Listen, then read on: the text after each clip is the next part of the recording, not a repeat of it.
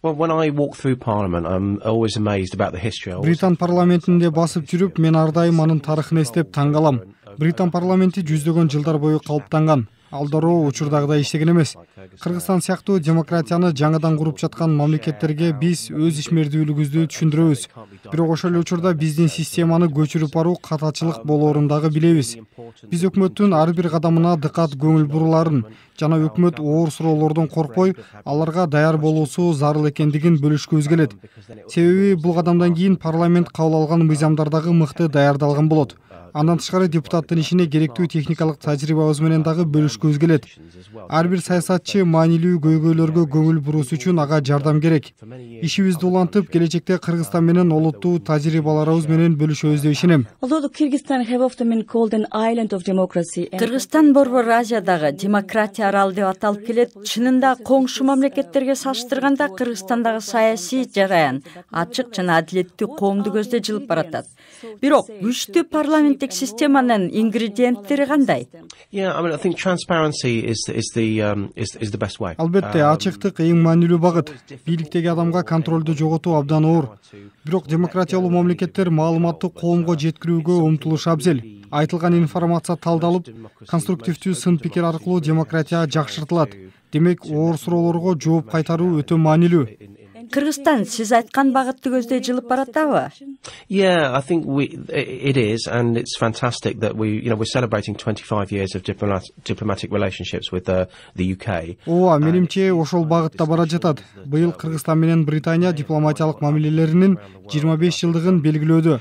Учурда депутаттардын ортосунда өтүп жаткан тажрыйба алмашуудагы дискуссиялар аркылуу эки мамлекет бири-бирин жакшыраак түшүнөт. Бирок кыргыз калкы дагы демократиянын баалуулуктарын аңдап, баркын билиши абзел. Ал эми жалпы Борбор Азияны алсак, чөлкөмдө диктатура калыптанган мамлекеттердин дагы парламенти бар. Алардын ролу кандай? Алардын дагы олуттуу ролу бар. Себеби биз аймактагы геосаясатты эске алышыбыз керек.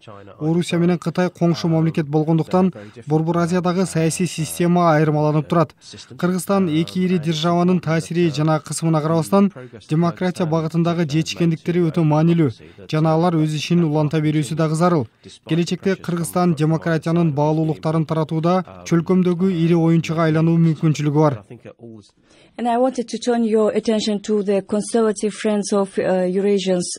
Сиз консерваторлордун Евразиядагы достору уюмунун негиздөөчүлөрүнүн бирисиз. Ал уюм кандай баалуулуктарды жайылткысы келет?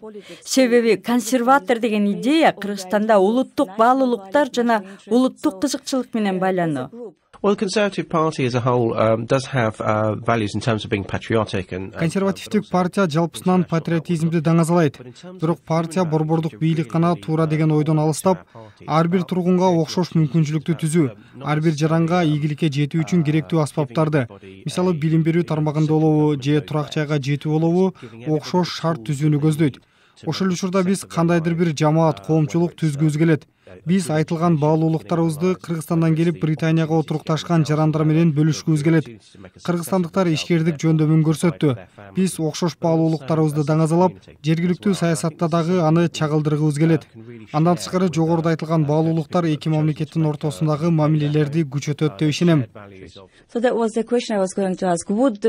Консерваторлордун Евразиядагы достору уюму Кыргызстан же чөлкөмдөгү окшош уюмдар менен кызматташууну көздөйбү? Yeah, because the point is it's the Friends of Eurasia, so that's a wide region. Ооба, Евразия өтө чоң аймак. Бирок биз ар бир мамлекет жана уюмдар менен иш алып барууну көздөйбүз. Бирок жалпысынан алганда чөлкөмдө окшош баалуулуктарды туткан тургундар жана уюмдар бар. Биз жашоо шартыбызды оңдойлуу деп умтулабыз. Жогоруда айтылган дискуссиялар аркылуу балким соода келишимдери түзүлөт. Сиз өзүңүз айтып кеттиңиз. Быйыл Кыргызстан менен Улуу Британия дипломатиялык мамилелери түзүлгөнүнүн 25 жылдыгын белгилеп жатат. Эки мамлекеттин алакаларын алсак, кайсы багыты натыйжалуу болуп жатат? Well, the BBC has had a huge role to play in that because BBC'нин ролу өтө олуттуу болду.